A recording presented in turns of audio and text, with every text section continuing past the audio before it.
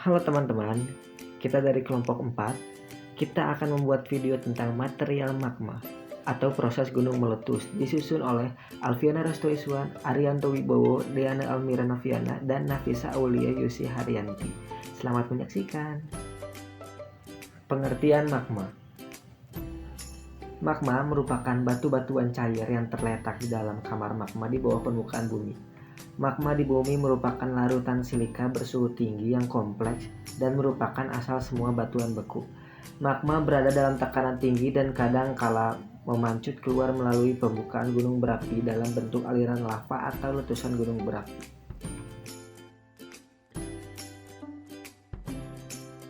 Proses terjadinya gunung meletus. Proses terjadinya gunung meletus diawali dengan adanya magma di dalam perut bumi atau inti bumi. Magma sendiri merupakan batuan cair yang berada di perut bumi.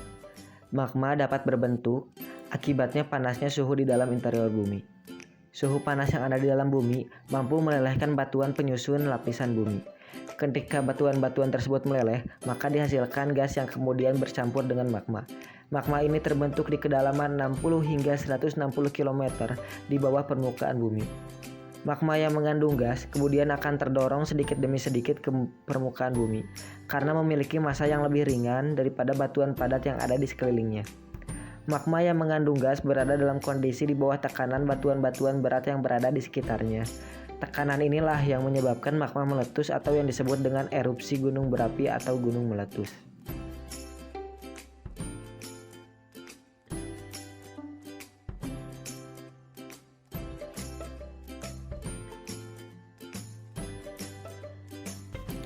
Proses terbentuknya magma.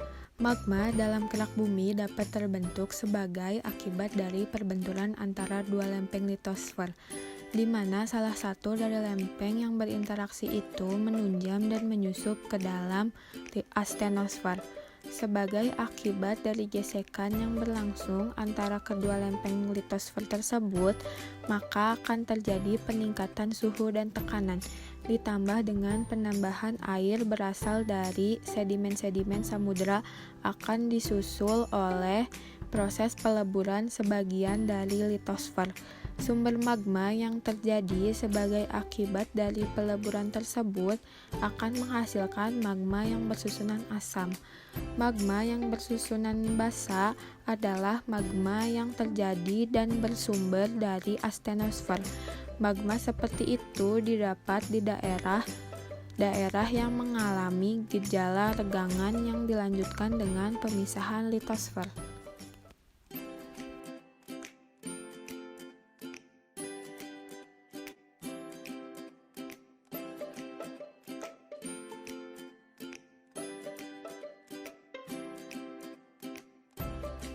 Material yang dikeluarkan saat gunung api meletus ada 3. Yang pertama, material cair, contohnya lava, lahar panas, dan lahar dingin.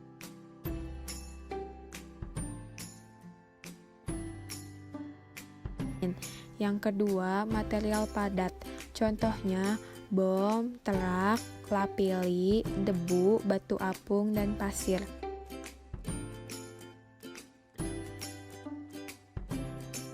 Yang ketiga, material gas, contohnya fumarol, solvatar, dan movet. Komposisi magma. 99% dari magma tersusun oleh 10 unsur kimia, yaitu silikon, titanium, aluminium, besi, magnesium, kalsium, natrium, kalium, hidrogen, dan oksigen. Lalu, ada tipe dan sifat magma. Magma dibedakan berdasarkan kandungan SiO2. Dikenal ada 3 tipe magma. Yang pertama, ada magma basaltik. Terdapat SiO2 sebanyak 45% sampai 55%, kandungan besi dan magnesium tinggi, sedangkan kandungan kalium dan natrium rendah. Yang kedua, ada magma andesiltik. Terdapat SiO2 sebanyak 55 sampai 65%. Kandungan besi, magnesium, kalsium, natrium, dan kalium menengah. Yang ketiga, ada magma riolitik. Terdapat SiO2 sebanyak 65-75%. Kandungan besi, magnesium, dan kalsium rendah, sedangkan kandungan kalium dan natrium tinggi. Viskositas magma ditentukan oleh kandungan SiO2 dan temperatur magma. Makin tinggi kandungan SiO2, maka makin rendah viskositasnya atau makin kental. Sebaliknya, makin tinggi temperaturnya, maka makin rendah viskositasnya.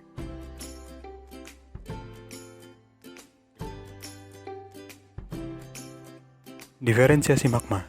Diferensiasi magma adalah suatu tahapan pemisahan atau pengelompokan magma di mana material-material yang memiliki kesamaan sifat fisika atau kimia akan mengelompok dan membentuk suatu kumpulan mineral tersendiri yang nantinya akan mengubah komposisi magma sesuai pergolongannya berdasarkan kandungan magma. Pembentukan batuan yang berkomposisi ultrabasa, basa, intermediate, dan asam dapat terjadi melalui proses diferensiasi magma.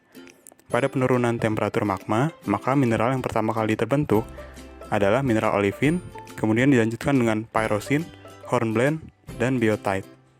Dengan terbentuknya mineral-mineral tersebut, maka sekarang konsentrasi magma menjadi semakin bersifat asam. Pada kondisi ini, mulai terbentuk mineral-mineral orthoklas, albit, muskovit, dan kuarsa yang merupakan mineral penyusun batuan granit dan granodiorit.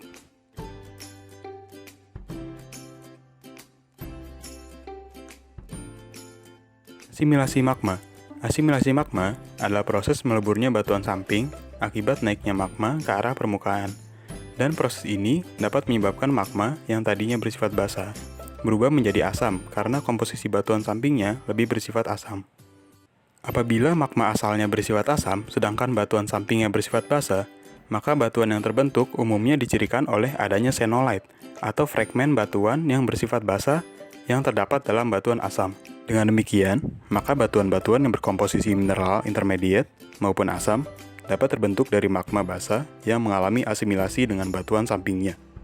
Klasifikasi batuan beku dapat dilakukan berdasarkan kandungan mineralnya, kejadian atau genesanya, komposisi kimia batuannya, dan indeks warna batuannya.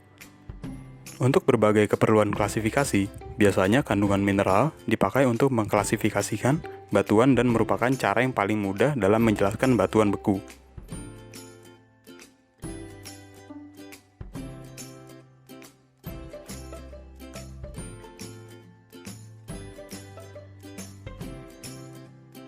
Mungkin cukup sekian video tentang materi-material magma atau proses gunung meletus.